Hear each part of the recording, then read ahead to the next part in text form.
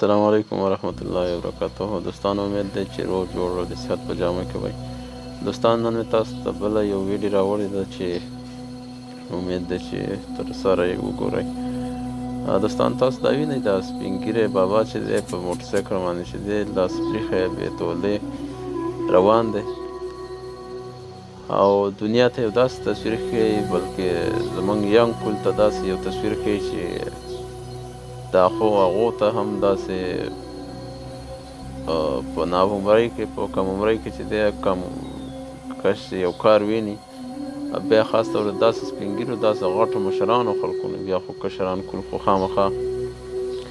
غلط حرکتونه د هغو نه رسم کېږي او چې بیا داسې مشران هم په غلط حرکتونه ویني نو بیا خو خود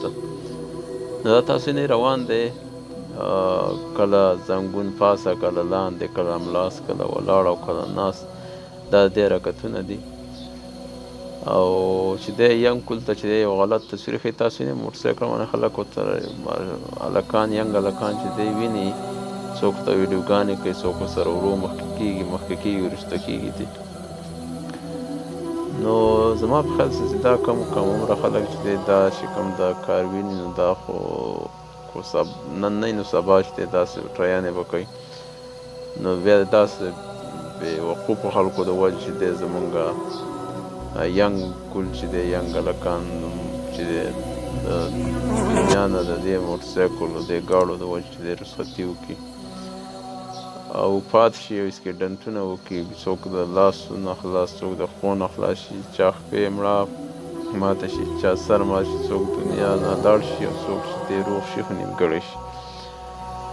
نو زما په خیال نه حکومت لا هم پکار دی چې داسې خلکو مخنیوي وکړي په داسې خلکو باندې چې دی دغه وکړي دا جرمانې ولګوي نو تاسو ولې دوستانو د داسې ویډیوګانو لپاره زموږ چینل هم سبسکرایب کړئ او په بیل آیکن باندې چې دی کلیک ووهئ چې زموږ هره یوه ویډیو تاسو ته د ټولو نه لومړی در ورسي او دا ویډیو سره شیر هم کړئ لایک یې هم کړئ کمنټ هم وکړئ چې یاره دا ستاسو په نظر کې دا څنګه ښه کار دی یا بد کار دی نو ضرور کمنټ وکړئ لایک یې کړئ شیر یې کړئ او زما په خیال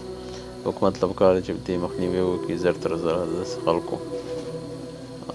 او ډېره زیاته مننه د وخت راکولو په خدای مو سپارم. پاکستان زنده باد.